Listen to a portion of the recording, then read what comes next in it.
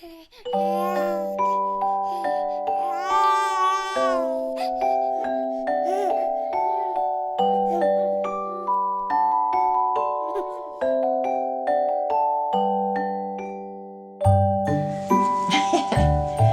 this one is knit. How cute is that?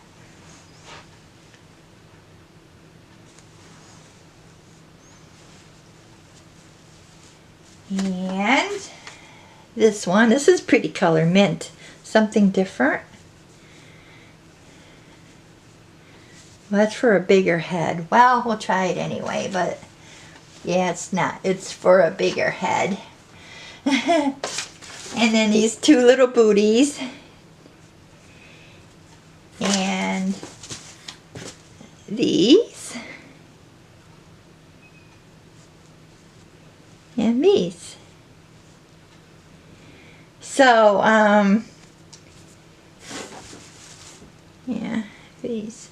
So, yeah, that's what I got. And it's basically for a little bit of vintage, so I can put that away. And then once I get the dolls restored, I'll have little outfits to put on them. And the composition dolls, I'm not so fussy about that. But the other dolls, if I do know, like the Mattel or whatever, if I do know what their original outfits were, kind of gives me an idea how to dress them, if I even have anything that looks similar. So I don't know, I might have to make something.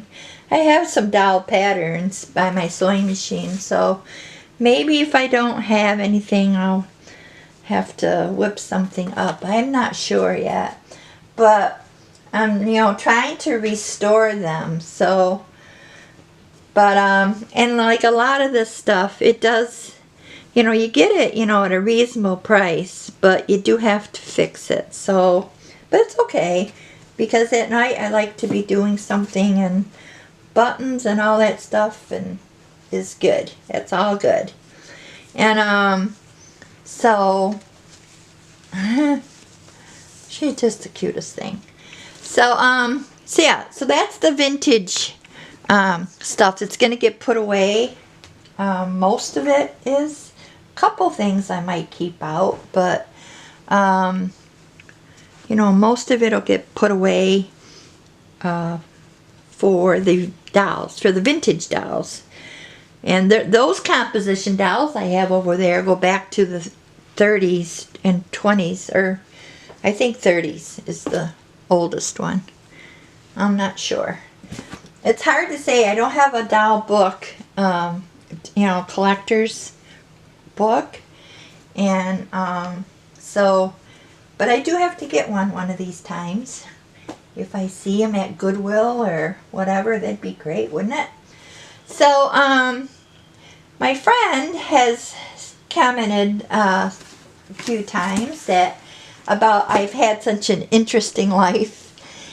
And I look at it and I go, I look back and I go, well, yeah, it has been interesting. It has. It's been up and down, but I think everybody goes through the up and down part. But interesting, yeah, because, being born in Germany, and it's just amazing how one is born in one country and ends up in another country. I mean, it's not like state to state or town to town or something like that. I mean, this is like across the ocean.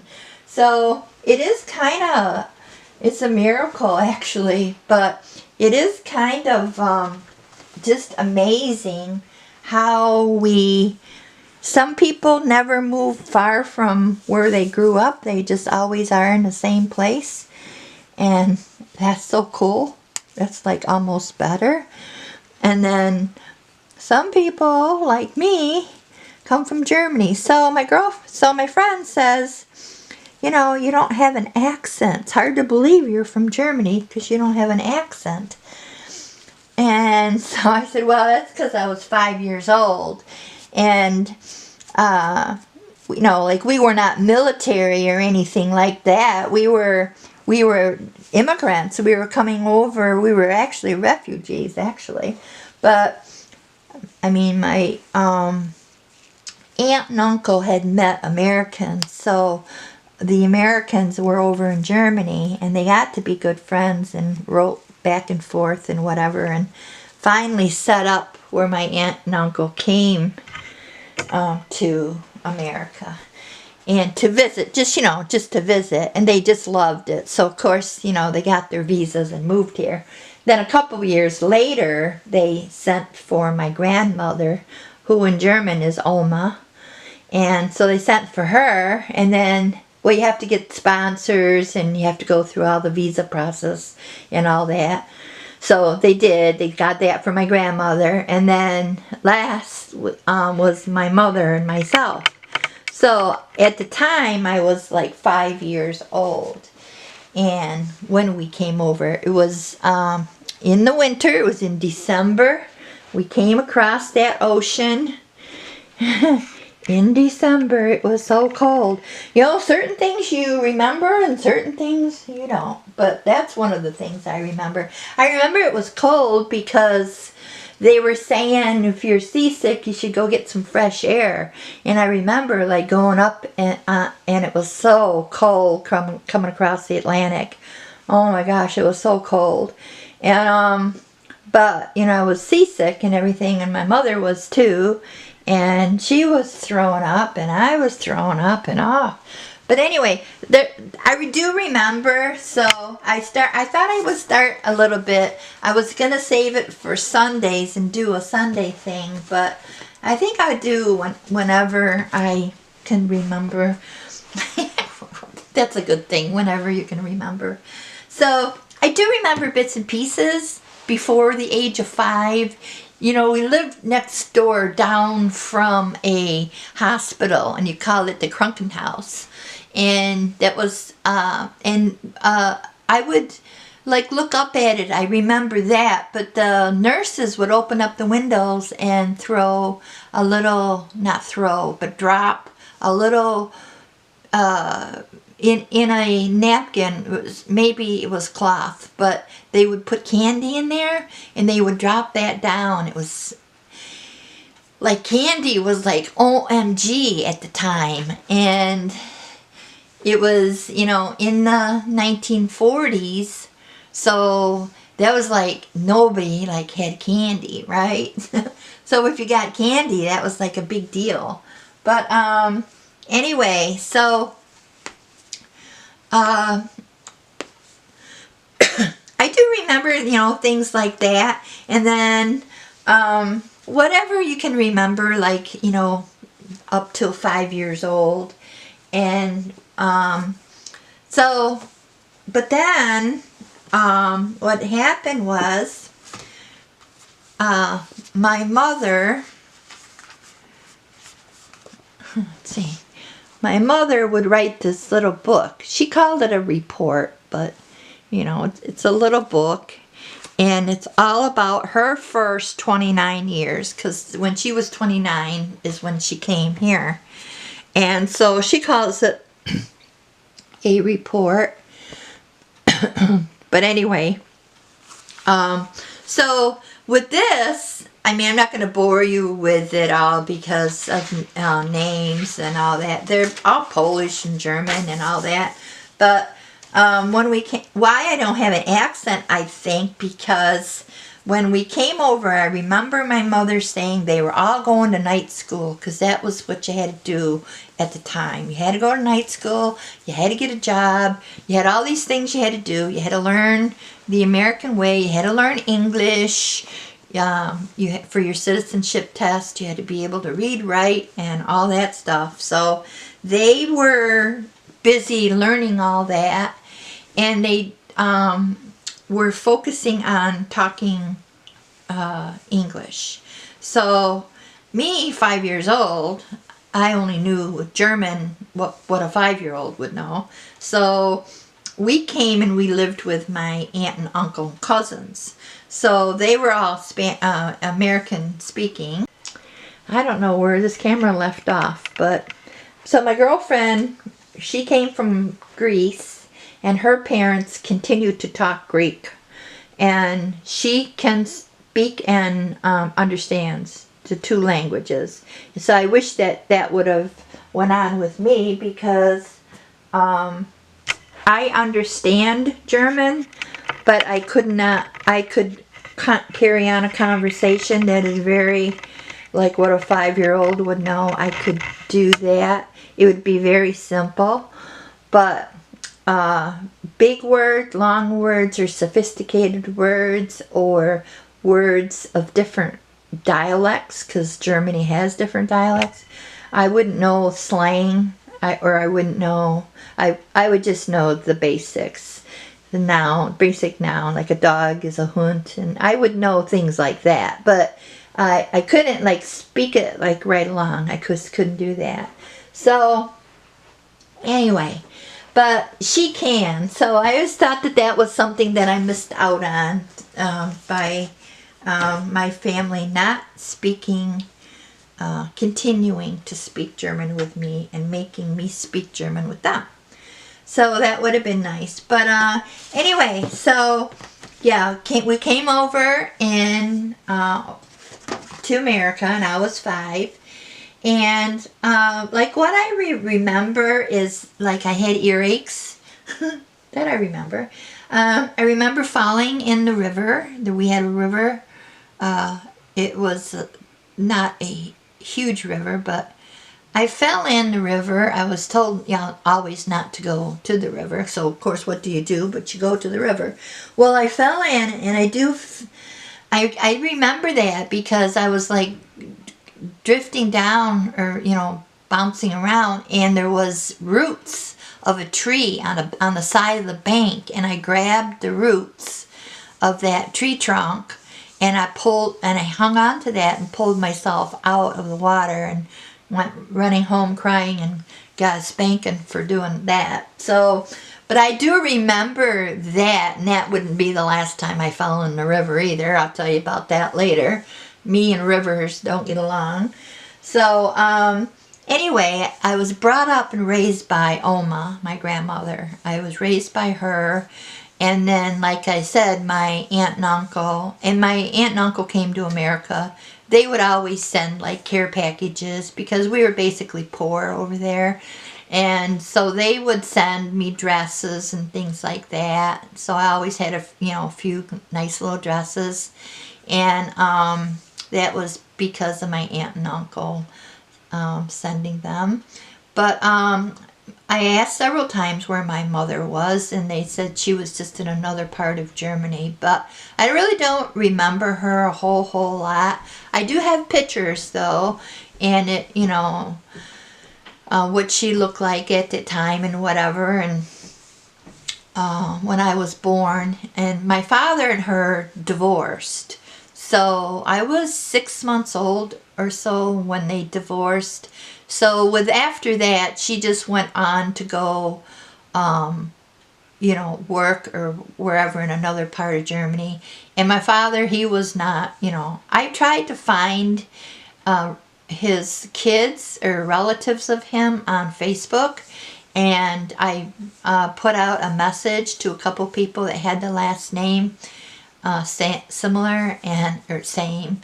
Not similar, but same. And I don't know if they think I'm just pranking them or whatever, but I never did get a response back because my aunt said she heard through people, her friends over there that she talked to now and then in Germany. They told her he did go and remarry. He went on to remarry, and I think he had 3 boys. So that would mean I would have half brothers. But I don't know them because I can't find anybody. So, that's that. But, anyway, so I lived with my grandmother, and then, like I said, my aunt and uncle arranged, and they got sponsors and everything for everybody. So one by one we came over.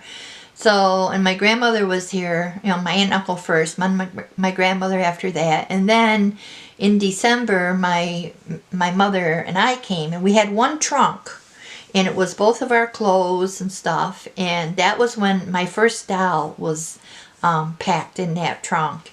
And I had that first doll for forever, like all the way up till I was like 20.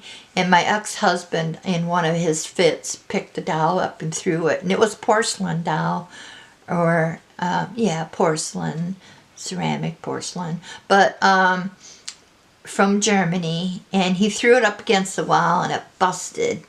The head busted in a million pieces. So that was my first doll I can remember. I have a picture of that, which I will show you.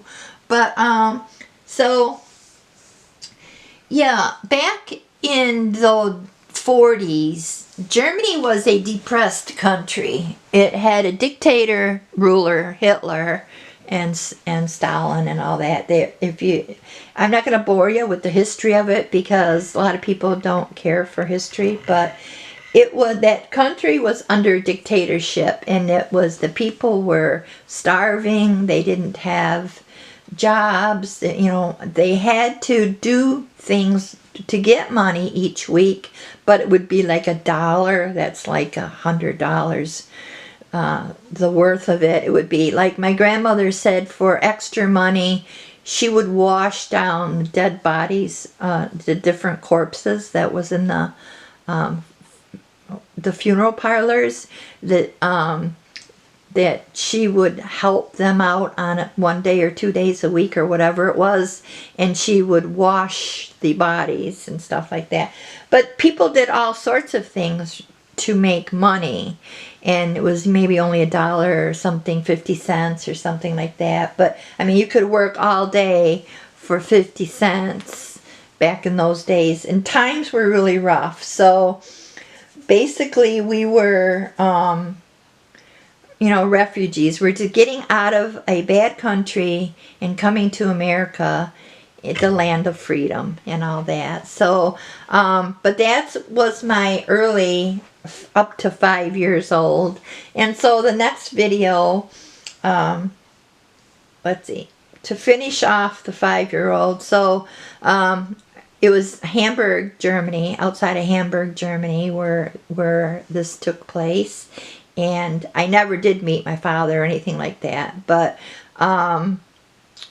the coming over, we came to New York is where we came. That was we came on the boat, and then we docked in New York City.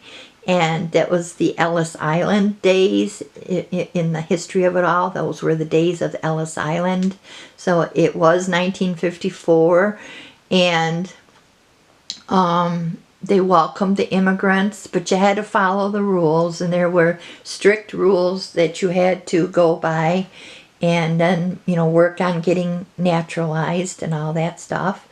But so we got on a train, and my mother, not knowing any English and not knowing anything about anything, she talks about how that was a scary time for her. It was a great time because of leaving a depressed country, but it was a scary time because the country which she was coming to, she only knew from my aunt and uncle that America was a great country.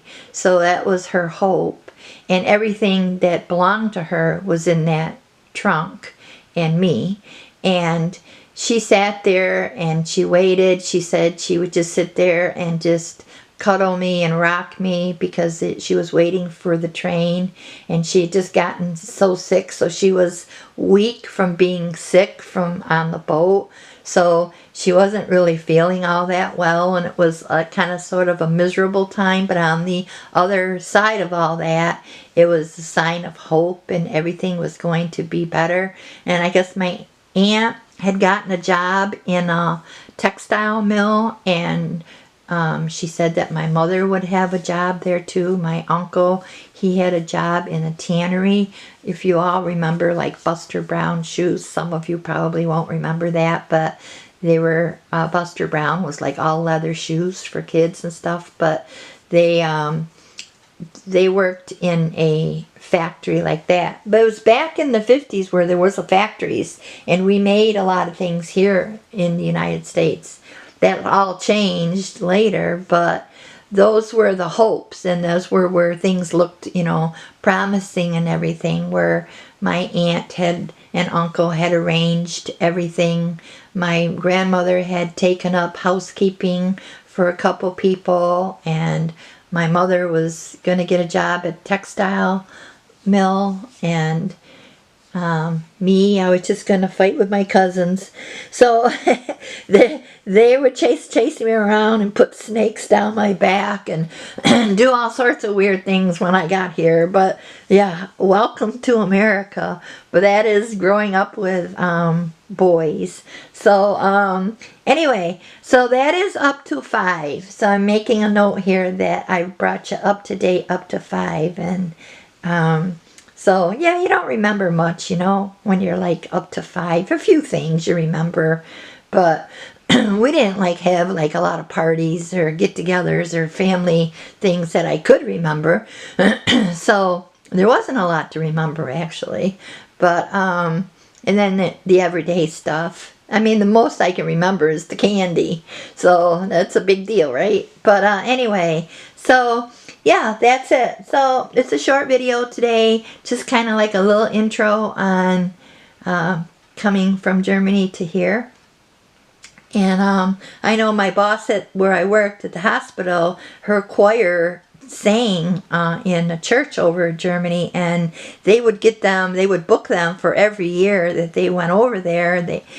One year that they were going, she says to me, you know, she says, you really need, and I said to her, I can't sing, so I can't come, you know what, I'm in the singing the choir, you know, and you know, I can't do that. She says, well, you don't have to. You don't have to sing. You can just go over and sit, drink beer, and smoke. That's what they do over there. I said, oh, that was funny because, yeah, she always did want me to go over with her, but I never went back. And so with that, I'll just say that I've never been back. So I've always wanted to, though. I just could never just get it to be, you know, to go that way. But I've always wanted to go back and visit and see where it was that I grew up. And of course now it's almost getting too late. My father has passed away. I mean, my real biological father has passed away. So, and I can't even find his kids. So that's the end of that story. That's the end of Germany. I do have the next time that, you know, I tell you about stuff, it'll be about the eerie kind of creepy stuff. But anyway, that'll be next time. So anyway, I hope y'all have a great hump day, and I don't really have anything else new. Oh, maybe a surprise. That's right. Maybe a surprise is coming maybe next week, I think. So maybe. So what day's Wednesday? Well, it could be here maybe by Saturday. Something is coming, and so I will tell you about that. Other than that, have a wonderful day. Don't forget, like, subscribe, hit that little bell so you get all my videos so you're notified, and may all your dreams and wishes come true. Bye for now.